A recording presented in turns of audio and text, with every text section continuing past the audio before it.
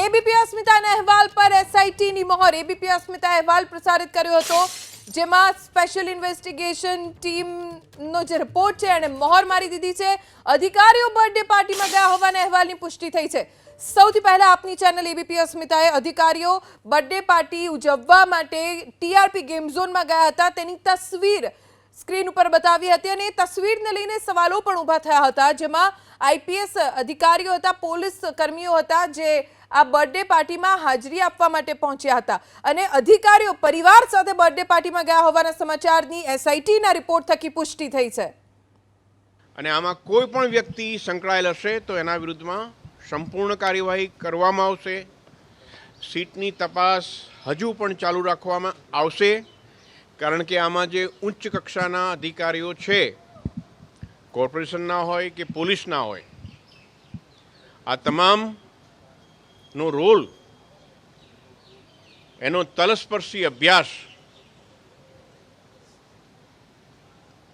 Official પ્રોસિજરની ભૂલો છે કે શું છે એ હાલે ચાલુ છે. 2022માં એક બર્થડે હતી અધિકારીની, એટલે બર્થડેમાં પરિવાર સાથે આ લોકો ગયા હતા.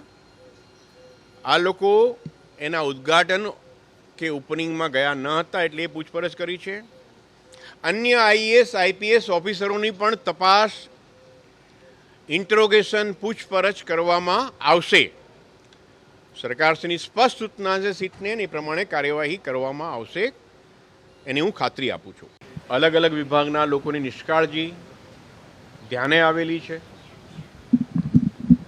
જે નિષ્કાળજી અંગે સરકારશ્રીને રિપોર્ટ આપવામાં આવ્યો છે, પોલીસ વિભાગ, town planning department, fire department, RNB, આ તમામ વિભાગની જે નિષ્કાળજી હતી એ નિષ્કાળજીને શોધી કાઢી, એના પુરાવાઓ શોધી કાઢીને સરકારશ્રીને ધ્યાને મૂકવામાં આવ્યું છે. ફોરેન્સિકમાં એ જે પ્રવાહી મળ્યું છે એની તપાસ કરી છે. 20 લીટરનો કેરબો એ લોકો લાવતા હતા ગો કાર્ટિંગની કારોમાં ભરવા માટે. એના પુરાવા પેટ્રોલ પંપ પરથી મળ્યા છે, કામ કરનારા માણસો પાસેથી મળ્યા છે અને તમામ પ્રકારે અલગ અલગ પેટ્રોલ પંપમાં તપાસ કરીને કાર્યવાહી કરેલી છે. એટલે આપણે સ્પષ્ટ રૂલ આઉટ કરી શક્યા કે 20 લીટરથી વધુ પેટ્રોલ નહોતું.